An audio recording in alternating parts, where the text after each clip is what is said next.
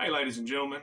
So, I've traveled a lot throughout my 11 going on 12 years of doing jiu-jitsu, and I've seen the good, the bad, and the ugly, okay?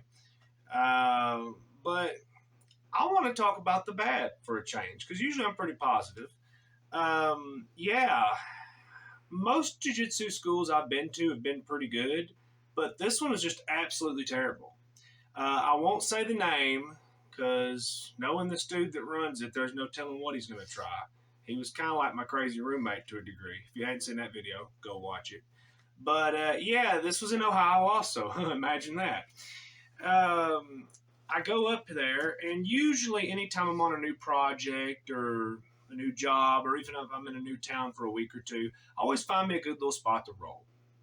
So I show up to this gym because it's the only one within range.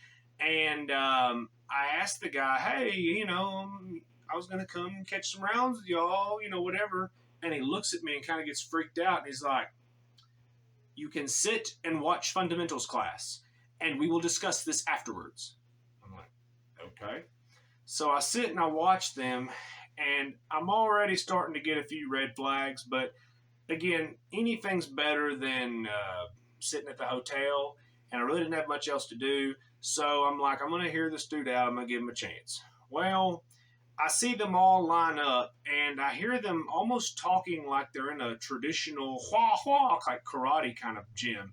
And they're all like, he would talk to them, and he'd go, this is a pressure technique. This is a what? And all in unison, they go, pressure technique, sir.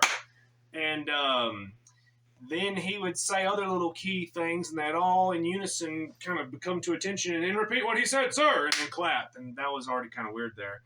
And so anyway, after the class was over with, he comes to me and he says, look, okay, I don't just let dudes with money in their pocket come and just roll at my gym, okay?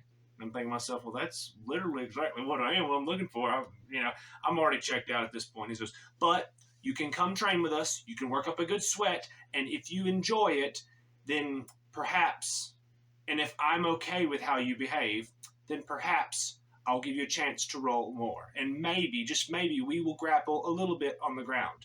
But what I teach is more self-defense stuff. It's another red flag right there. So anyway, like an idiot, I show back up because what else I got to do? Sit at the hotel and play on my phone? I didn't even have a jacuzzi or a pool at the tub, so at the hotel. So anyway, I show back up, and this stuff they're doing is just whack. Okay, I'm sorry, and I've seen some bad jiu-jitsu. This stuff was so bad, you could almost call it Aikido. That's how bad it was. And so anyway, we get done, and he asks me how much fun did I have, and I just said, well, it was a very interesting interpretation. And I think your techniques definitely are unique compared to all the other stuff I've seen prior.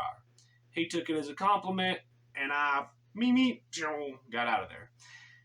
And yet this dude had the nerve to call me and ask me if I wanted to come back the following day. But wait, when I come back the following day, I can pay him for my drop-in fee for that one night that I did those goofy little wannabe techniques. And then for the next one, and he says, don't worry, I'll only charge you $120 for this week.